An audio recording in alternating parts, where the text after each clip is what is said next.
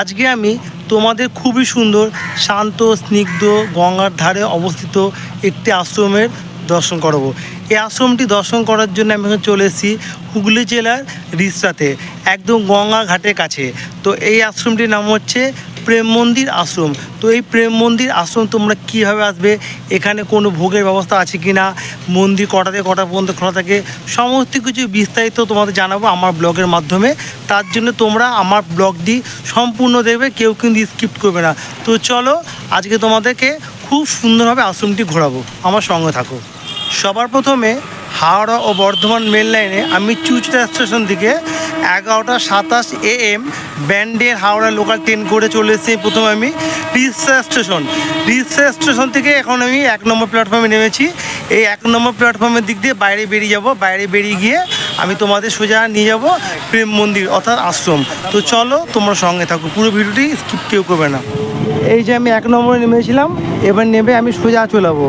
সোজা গিয়ে আমি ওভারব্রিজ দিয়ে উঠে আমি বাঁদিকে বেঁকবো। এই যে দেখতে পাচ্ছ ওভারব্রিজ, তা ওভারব্রিজে এই যে সামনে রয়েছে আমি সিঁড়ি, এখান থেকে উঠে যাবো। তো এখন আমি আস্তে আস্তে ওভারব্রিজ দিয়ে উঠে যাচ্ছি সিঁড়ি দিয়ে। আমি এখান থেকে উঠে এলাম, উঠে এসে এই দেখো ডান দিকে বেঁকে যাবো, সোজা এদিকে চলে যাবো।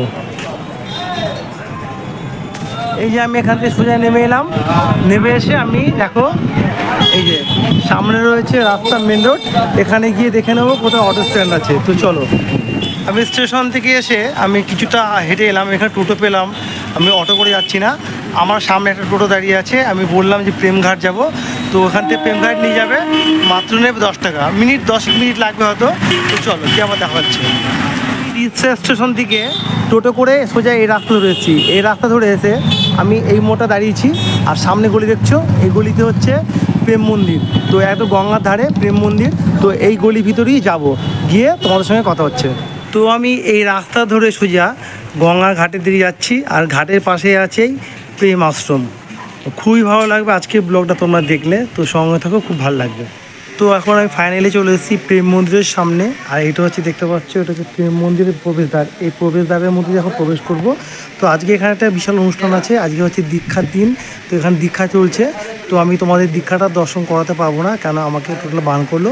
দীক্ষা ছাড়া তোমাদেরকে আজকে এই আশ্রমটি অর্থাৎ মন্দিরটি খুব ভালোভাবে ঘুরে দেখাবো। তো আমি ভিতরের মধ্যে প্রবেশ করতে চলেছি, এবং তোমাদেরকে আজকে খুব সুন্দরভাবে এই মন্দিরটি আবারও বলছি দর্শন করাবো। তো চলো আস্তে আস্তে ভিতরের মধ্যে আমি অলরেডি প্রবেশ করে গেছি। তো দীক্ষা হয়ে গেছে, আমি তোমাদের বললাম যে দীক্ষা দেখাতে পারবো না, তো যাক দীক্ষাটা হয়ে গেছে, আমি তোমাদের ভালো করে একটু দেখাচ্ছি। তো আমি আস্তে আস্তে চলে যাবো ভিতরের দিকে, এবং অফিস ঘরটা তোমরা দেখিয়ে নেবো। এই অফিস ঘরে তোমরা ওখানে কিছু ব্যাপারে এসে কথা বলতে পারবে। তো আমি আস্তে আস্তে অফিস ঘরের দিকে যাচ্ছি। তো এই যে দেখতে পাচ্ছ অফিস ঘরের দরজা, আমি দরজার মধ্যে দিয়ে এখন অফিস ঘরে প্রবেশ করব। তো আস্তে আস্তে অফিস ঘরের মধ্যে প্রবেশ করছি, আর প্রবেশ করে আমি সামনে দেখতে পাচ্ছি এই যে সোজা একটি দরজা রয়েছে। এটা হচ্ছে এই মন্দিরের এখানে ভোগ তৈরি হয়, যেটাকে বলে রাসই ঘর। তো রাসই ঘরে প্রবেশ করার নিষেধ আছে। তো আমি এই দিকটা চলে যাবো সিঁড়ি দিয়ে, এই দিকটা হচ্ছে অফিস ঘর। এইটা হচ্ছে এই মন্দিরের বিশাল বড় নাটদালান, আর নাটদালানটা দেখতে পাচ্ছ বহু ভক্তরা আজকে বসে আছেন। তো আজকের দিনটাতে আমি খুব ভালো সময় এসেছি, কারণ হচ্ছে আজকে এই মন্দির হচ্ছে দীক্ষা। তো বহু ভক্তরা আজকে এই মন্দির থেকে দীক্ষা অর্জন করছেন। তো আমি এসে দেখলাম অনেক ভক্তরা দীক্ষা অর্জন করছিলেন। তো আমি তোমাদেরকে সেই সময় ভিডিও তুলে দেখাতে পারলাম না, কারণ হচ্ছে তোমাদের আগেই বললাম টোটাল মন্দির থেকে দীক্ষার একটি ভিডিও তোলার জন্য বলেছিলাম, ওনারা বান করেছে। তো আর কিছুক্ষণের মধ্যেই শুরু হবে এই মন্দিরের পুজোর যে ভোগ নিবেদন, সেই ভোগ নিবেদন। তো তোমাদেরকে ভোগ নিবেদনের আগে মন্দিরটি আরও সুন্দরভাবে ভালোভাবে ঘুরিয়ে দেখাচ্ছি।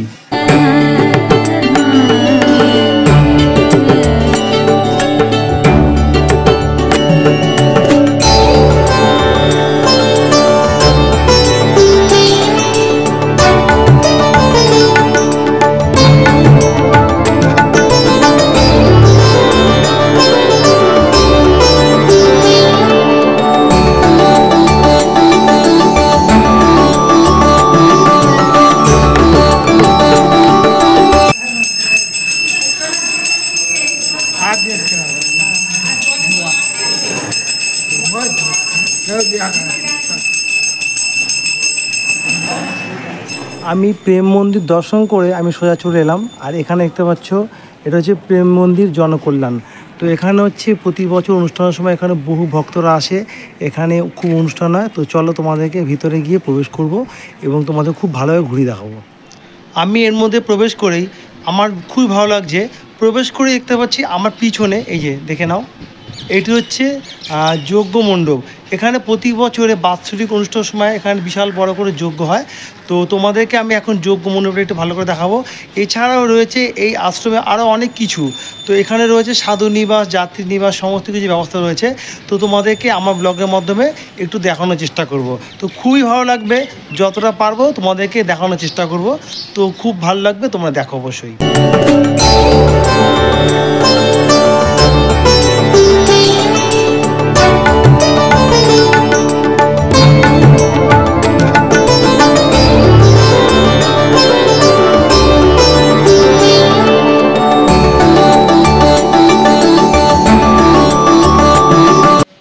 এই যজ্ঞ মণ্ডপের মধ্যে প্রবেশ করেছি। প্রবেশ করে আমি দেখতে পাচ্ছি খুবই সুন্দর, থামগুলোতেও রয়েছে অনেক দেবদেবীর মূর্তি করা আছে। এই মূর্তিগুলো কত সুন্দর যে দেখতে, আমার খুব ভালো লাগছে। তোমাদেরকে একটু মূর্তিগুলোকে আমি দর্শন করাবো। এই যে দেখতে পাচ্ছ অনেক থাম রয়েছে। এই যজ্ঞ মণ্ডপটি অনেকগুলো থামের মধ্যে দাঁড়িয়ে আছে, আর প্রত্যেকটা থামের মধ্যে রয়েছে বহু দেবদেবীর কারুকার্য করা সুন্দর সুন্দর মূর্তি। তো তোমাদের মূর্তিগুলো একটু দর্শন করাবো। তবে সব মূর্তির নাম আমি বলতে পারবো না, কিছু কিছু যেগুলো জানি সেগুলো তোমাদেরকে আমি নাম বলে বলে দর্শন করাবো। এইদিকে একটা থাম দেখতে পাচ্ছি, এই থামের মধ্যে রয়েছে দেখো বাবা বিশ্বকর্মা। খুব সুন্দর বাবা বিশ্বকর্মার মূর্তিটা তৈরি করেছে। তারপর রয়েছে মা লক্ষ্মী, আর এ পাশে রয়েছে দেখাচ্ছি তোমাদেরকে মা গঙ্গা, দেখে নাও খুবই সুন্দর। আর এই দিকটায় রয়েছে অনেক দেবদেবীর মূর্তি। তো আমি তো আগেই বললাম সমস্ত দেবদেবীর মূর্তির আমি নাম জানি না, তো আমি তোমাদের সেই জন্য আমি সব নাম বলতে পারছি না।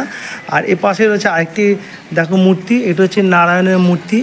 আর এ পাশে রয়েছে মা গঙ্গা এরকম করে। আর এ পাশেও রয়েছে আরেকটি খুব সুন্দর বিষ্ণু মূর্তি।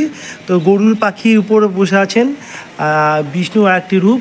আর উপরে রয়েছে মা সরস্বতী। এই দিকেও রয়েছে আরও সুন্দর একটি দেখো মা কালীর মূর্তি। তো মা কালীর মূর্তি দর্শন করাবো।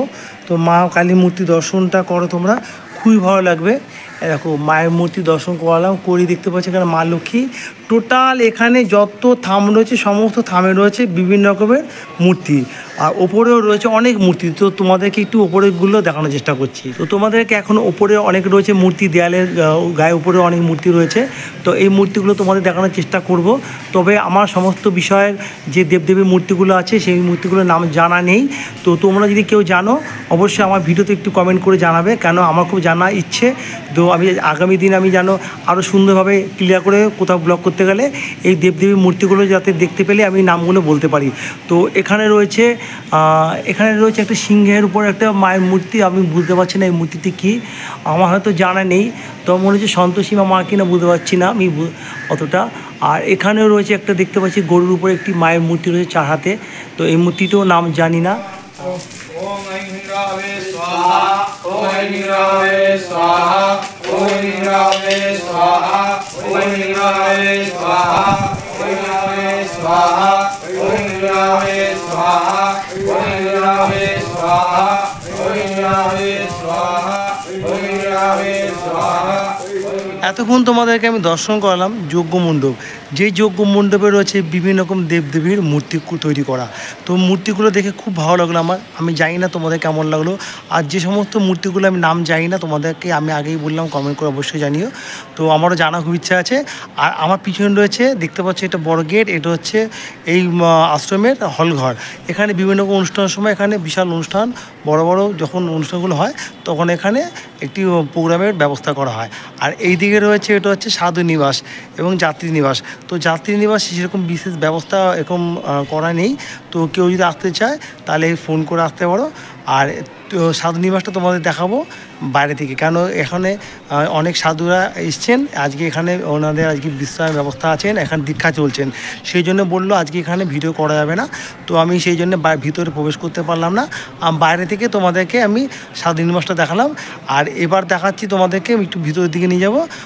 তোমাদেরকে যেটা নিয়ে যাবো সেটা হলঘর। তো হলঘরটা একটু দর্শন করাবো। এই যে দেখতে পাচ্ছ এটা হচ্ছে সাধু নিবাস, টোটাল বিল্ডিংটা দেখে নাও বিশাল বড়। আর এই দিকে রয়েছে তোমাদের আগেই বললাম হলঘর। তো এখন আমি হলঘরের মধ্যে প্রবেশ করতে চলেছি। আমি প্রবেশ করে দেখতে পাচ্ছি আজকে এখানে যজ্ঞ হচ্ছে, যজ্ঞতে দেখতে পাচ্ছি মহামৃত্যুঞ্জয় কবচ হচ্ছে। তো তোমাদের চলো একটু দেখাচ্ছি।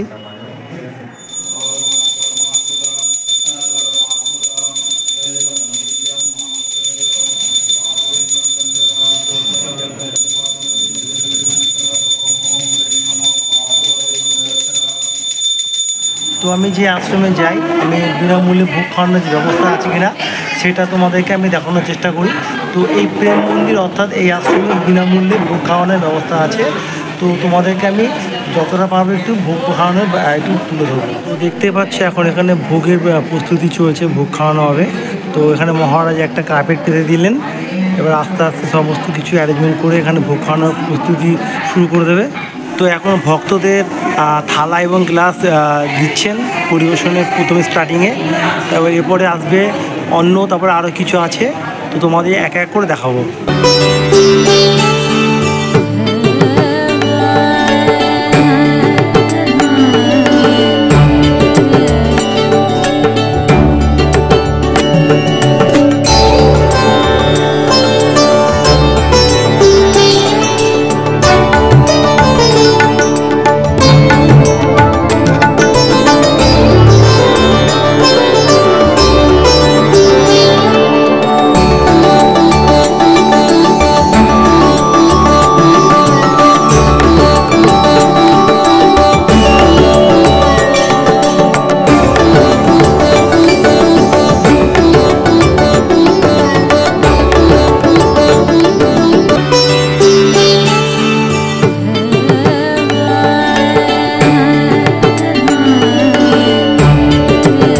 সমস্ত ভক্তদের জন্যে মহাভোগ গ্রহণ প্রসাদের পরে খুব সুন্দরভাবে এখানে ব্যবস্থা রয়েছে হাত মুখ ধোয়ার, পানীয় জলের ব্যবস্থা, যাতে সমস্ত ভক্তরা হাত মুখ ধুয়ে খুব সুন্দর পরিষ্কার পরিচ্ছন্নতা হয়ে আবার তারা মন্দিরের দিকে যেতে পারেন।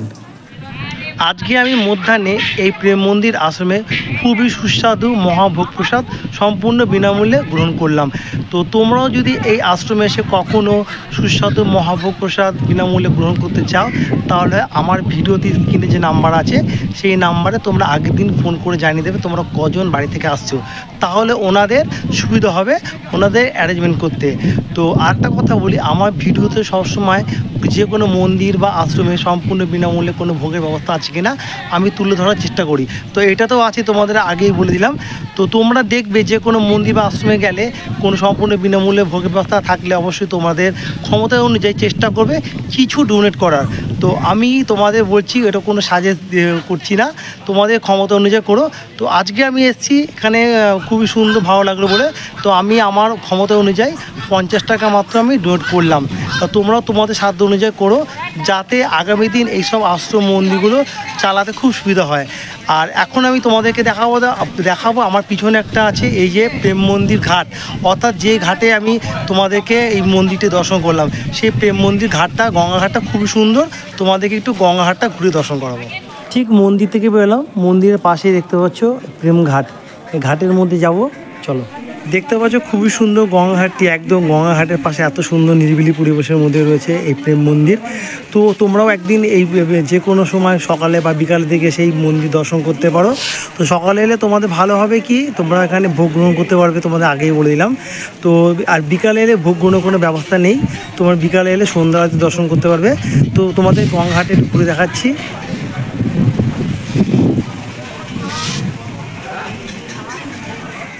তাহলে বন্ধুরা, আজকে তোমাদেরকে এই যে রিসরাতে এত সুন্দর প্রেম মন্দির আশ্রম একদম গঙ্গার ধারে অবস্থিত একদম রয়েছে, আশ্রমটি তোমাদের কেমন লাগলো আমার ব্লগটি দেখে অবশ্যই আমার ভিডিওতে একটি লাইক, কমেন্ট, শেয়ার করো। এছাড়া তোমরা যদি কেউ আমার নতুন বন্ধু হয়ে থাকে, ইউটিউব চ্যানেলে আমার ভিডিও দেখছো, এখনও কোনো সাবস্ক্রাইব করনি, প্লিজ চ্যানেলটি সাবস্ক্রাইব করে দিও, যাতে তোমাদের উদ্দেশ্যে আগামী দিন আরও ভালো ভালো ব্লগ আনতে পারি।